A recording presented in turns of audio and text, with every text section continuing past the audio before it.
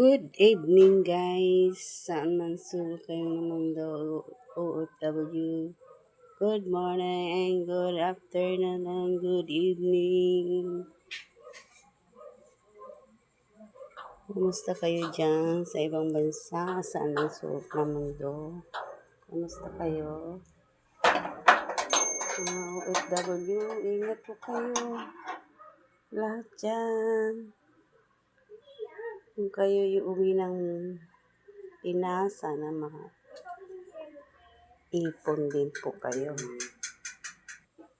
Mas maganda po ang meron kayong ipon at hindi puro bigay. Kasi pagdating ng araw, kasi tumatanda tayo, may sayang rin tayong hanap buhay. Kasi pag wala nga kayong pera, mga tinulungan nyo, hindi kayo tutulungan. Tandaan niyo po yan, mga OFW, kung saan man kayo nasulit mundo. Mag-ipon po kayo, huwag puro bigay. Kasi ang mga tinutulungan nyo, hindi kayo tutulungan niya. Pag wala na kayong pera, parang tain na po kayo niya. Kaya pagsigihin nyo na magkaroon kayo ng sariling ipon.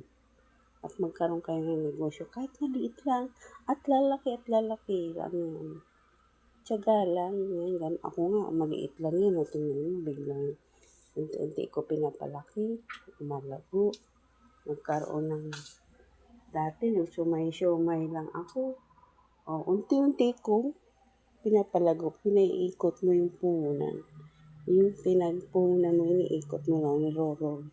Ikot-ikot. Ayan. Huwag niyong gagastuhin yung sa tindahan ng puhunan. Pinaiikot lang po niya yan. Ganun. Ganun po mga guys, mga ate, mga nanay, kung saan man kayo nagtatrabaho. Dapat may sarili din kayong ipon.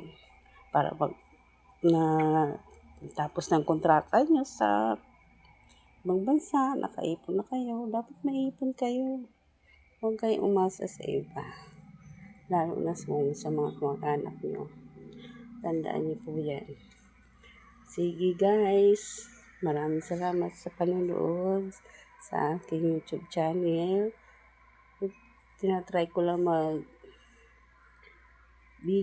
mag-YouTube. Wala po akong alam eh. Try ko lang kung mga dagdag din ng hanap buhay sa atin. Dahil tumatanda na po tayo. Sige, bye-bye. Sa inyo lahat. Maraming po salamat.